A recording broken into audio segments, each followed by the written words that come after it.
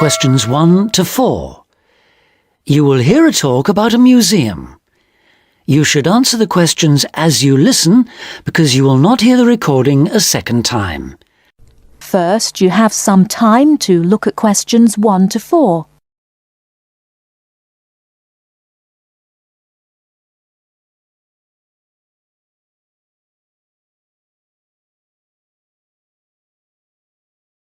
Listen carefully and answer questions 1 to 4.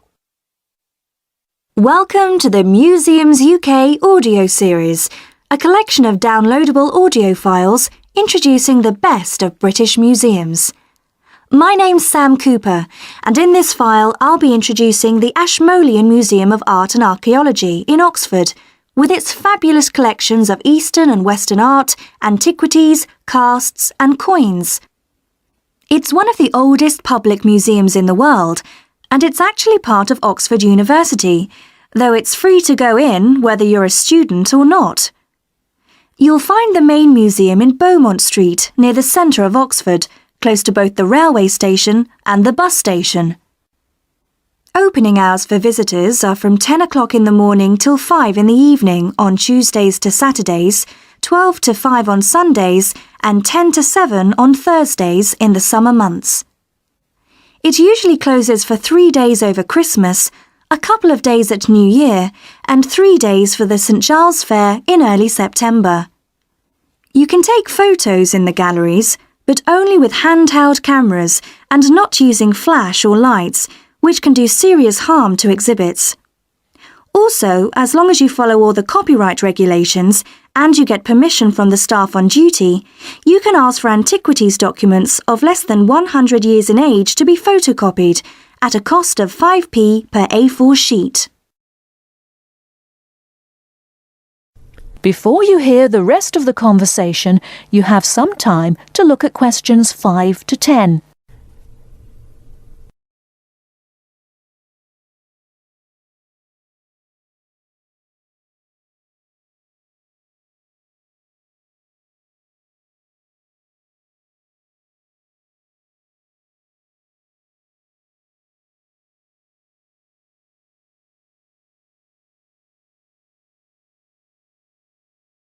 Now listen and answer questions 5 to 10. Perhaps not surprisingly, given its links with the university, the Ashmolean has an education service for schools and the general public. Activities include guided group visits, which for adults last 60 minutes and cost £4 each. This makes the minimum price per group £28, as group sizes vary from 7 to 15 people. Visits by groups of young people take the same amount of time as the adult tours, but cost just £2 for university students. So, with at least 7 to a group, the lowest price is £14, though please note that there's an upper limit of 14 group members rather than the 15 for adults. For schools, there are visits to suit all age groups, and for the most popular ones, such as those to see the Greek and Egyptian collections, it's best to book a term in advance. Tours last 50 minutes, starting at 10:15, 11:30 and 1:15, with a maximum of 13 children per group. Now, if you're free in the middle of the day, why not go along to one of the 45-minute lunchtime talks? There's a really wide range of topics. On the 19th, for example, the subject is Greek mythology, and on the 20th, there's Celebration of India. Both begin at 1:15, the usual time for these talks, and they're held every Tuesday, Wednesday and Friday. Another regular feature, on Saturday mornings through to the afternoons, are the workshops. If you're interested in developing your own illustrative and artistic skills, these are for you. They're aimed at artists of varying levels of experience and are always led by practicing artists. Running for 6 hours from 10 o'clock, this is wonderful value at just £5, including basic materials, and also a decent cup of coffee. That is the end of part 1. You now have half a minute to check your answers.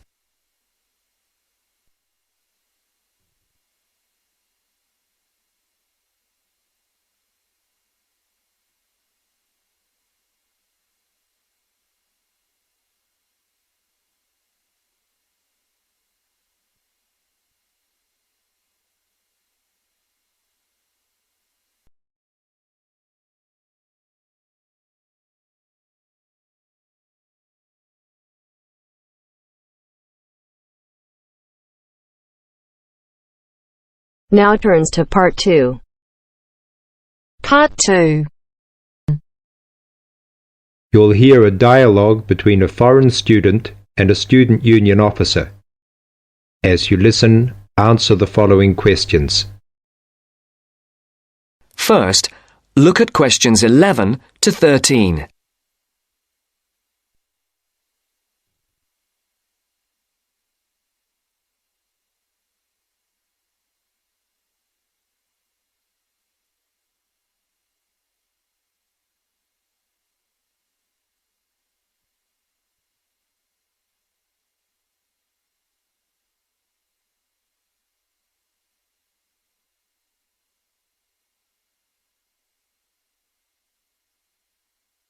As you listen to the first part of the interview, answer questions 11 to 13.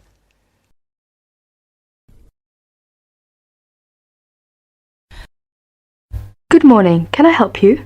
Yes, I'd like to know something about the British medical scheme. Yes. What's your question? Can I use British doctors if I fall ill? That will depend on how long your course of study is. If it is 6 months or more, then you are entitled to treatment from the British medical scheme, called the National Health Service, NHS, as if you were a British citizen. With the NHS, consultations with doctors are free, but you will be asked to pay something towards the cost of medicines.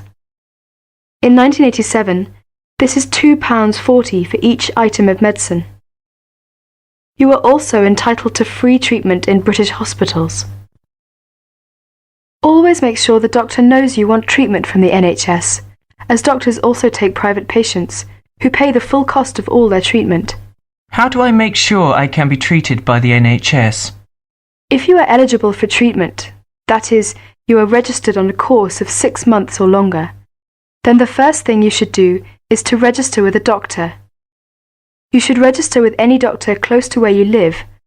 Local post offices have lists. Now look at questions 14 to 20.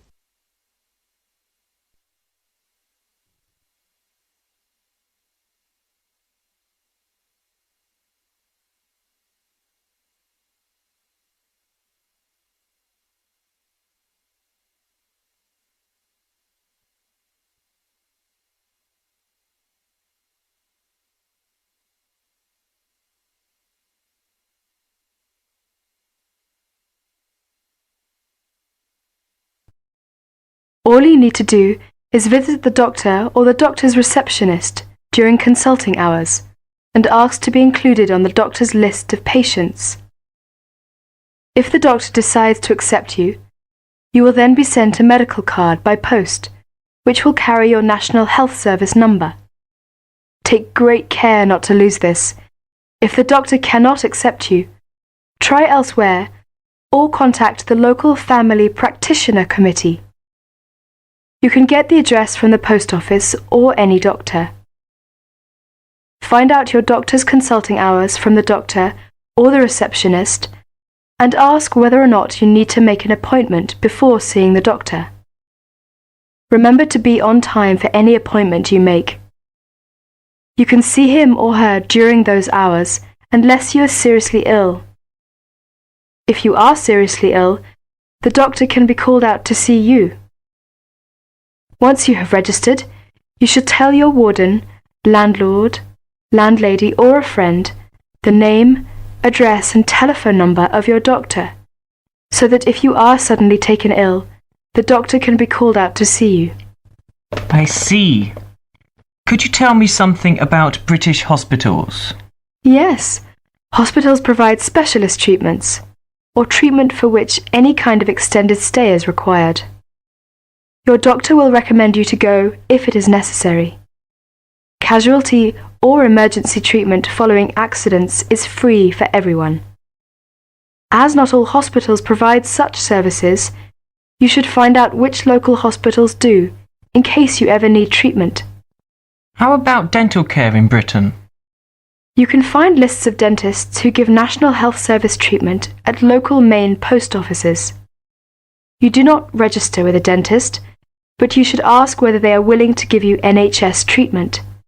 as dentists are free to accept or refuse patients and to provide private treatment only. If you are accepted, you should give the dentist the NHS number which is on your medical card.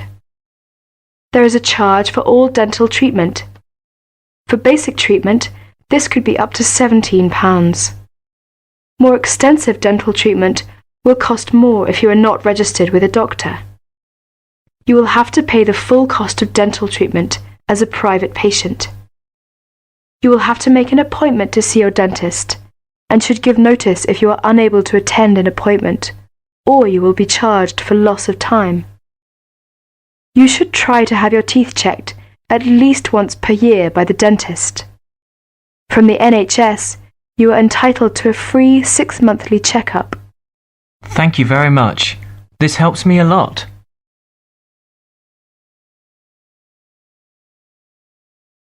That is the end of part 2. You now have half a minute to check your answers.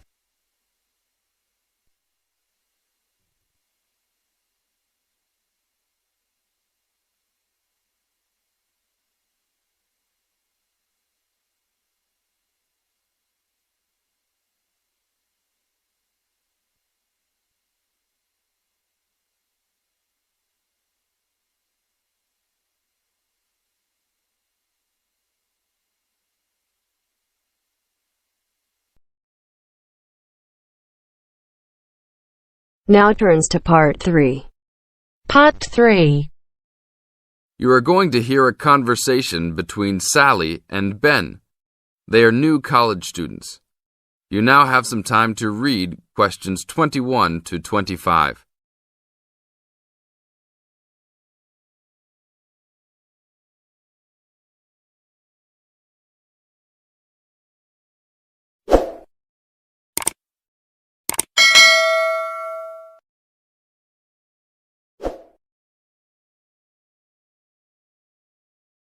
Now, listen to the first part of the conversation and answer questions 21 to 25. Hi, Ben. Sally. How are you? Fine. I wondered if I'd run into you. When did you get here? I only arrived last night, just in time. I prefer to travel on Sundays to miss the working rush. I suppose you arrived in plenty of time. Oh, I've been here for 4 days now, so it must have been Thursday that I arrived. I like to have a good chance to look around and settle in. I should have come earlier too. I'm hoping to get a part-time job. Well, you've no time today, I suppose. Do you still plan to be an architect? Yes, it's what I've always wanted to do. And you were planning to do economics, weren't you? Yes, I was, but now I've decided on psychology instead. How many textbooks do you have to get? I've been given this long list, and I'm sure they'll cost a fortune. See? That looks a lot. It's longer than my list. Well, it's 14 all told. So I might use library copies instead of buying some of them. What about you? I'll probably buy the whole lot of mine because I only have 5 on my list, although I'm sure there are many more I'll have to read. Luckily, we don't have to read them all straight away. Have you got your class timetable yet? It came with the book list. When do your lectures start? Tuesday. That's tomorrow. How about yours? Oh, I've got an extra day, the day after yours start. Now you have some time to read questions 26 to 30.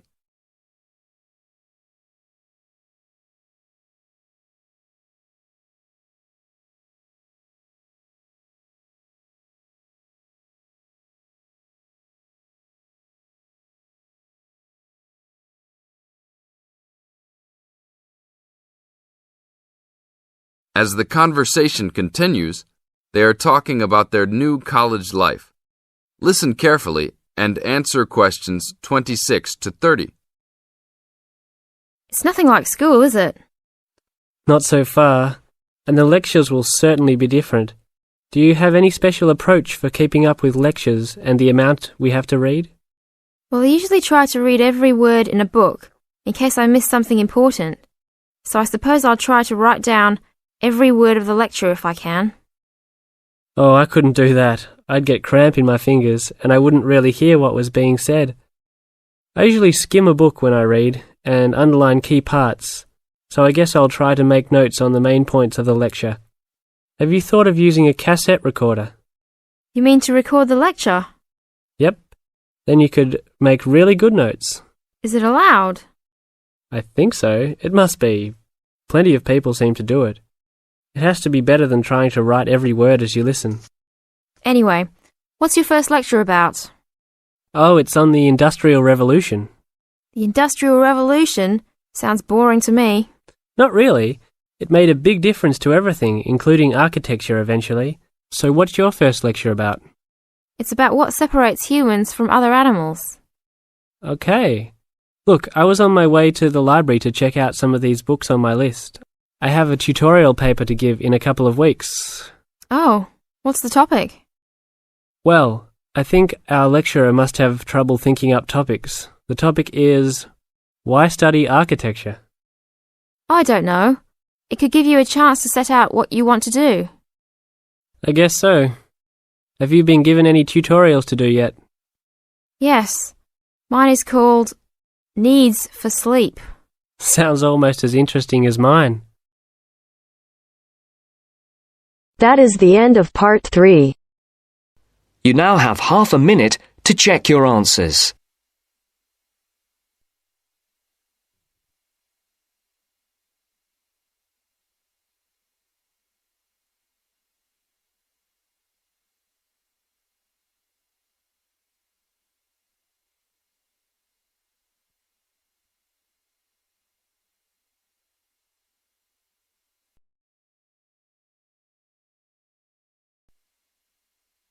Now turns to part 4. Part 4. You are going to hear a talk about some British customs. Listen to the talk and complete the notes below. First, you have some time to look at questions 31 to 40.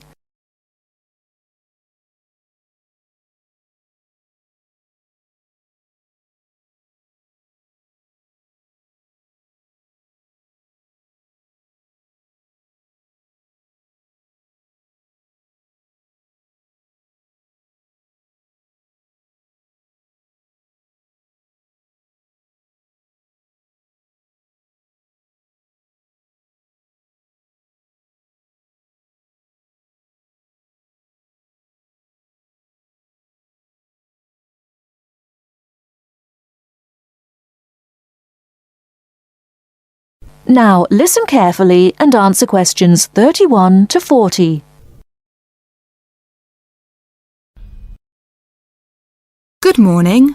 My name is Marsha Smith, a counsellor here at the Student Services section of the university, and this morning I'd like to talk to you about visiting a British home. This may help you to cope well with your study and social life in Britain. There is a commonly quoted saying in Britain, "An Englishman's home is his castle," which sums up the importance we give to our own bit of private territory. If you are living in a British home, or are invited to visit or stay with someone, it is important to act thoughtfully. For example, be punctual for meals and, if you know you have to miss one, let your host know as soon as possible. Check whether it is convenient for others in the house when you wish to take a bath or wash and dry laundry. And unless your host employs someone to do the housework, you are expected to make your own bed and keep your room clean and tidy yourself. If you don't have a door key, remember to make arrangements if you intend to be out late, and keep your hosts informed of your whereabouts so they don't worry. These suggestions apply whether you're a guest or a lodger, and will help the household to run smoothly. If you're staying as a guest of a British family, or even visiting for one meal, it is customary to take a small gift of flowers, chocolates, or something to drink. Don't spend too much, as this could embarrass your hosts. If you're staying for several days as a guest, it is usual to give a small present when you leave. Usually, you will get onto first-name terms with people you meet quite naturally and quickly. If you're unsure, continue to use their family name, surname, and title until they ask you to use their first name. Older people, and those with whom you have a more formal relationship, may prefer to stick to surnames, for example, Dr. Smith or Mrs. Smith. If you're going to eat with British people or to stay with a British family, you may want to know if there are things that they normally do or don't do at the table. Rather than worry too much about rules, you may like to watch other people and copy what they do. It also helps to understand a few customs first. Both at home and in restaurants, people normally wait until everyone has got their food before they start eating. However, they will start before this if someone says, "Please don't wait," or "Don't let it get cold."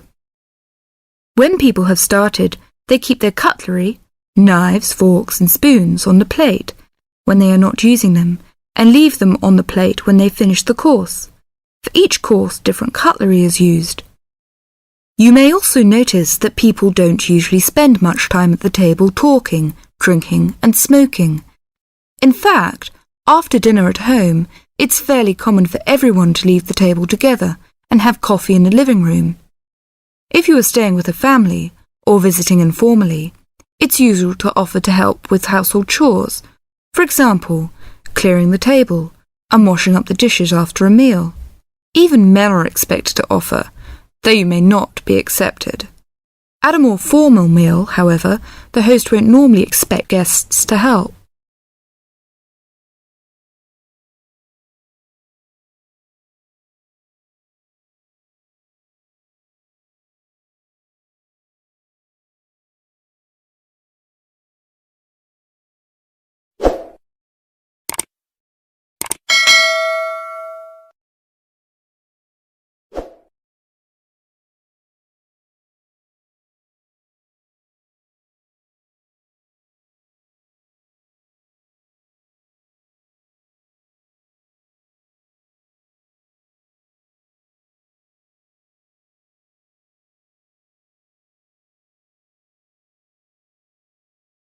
Thanks for watching. Here are other 2 videos, you can watch them as well. And if you haven't yet subscribed my channel, please subscribe it and hit the bell icon for my upcoming videos, and share these all videos among your friends.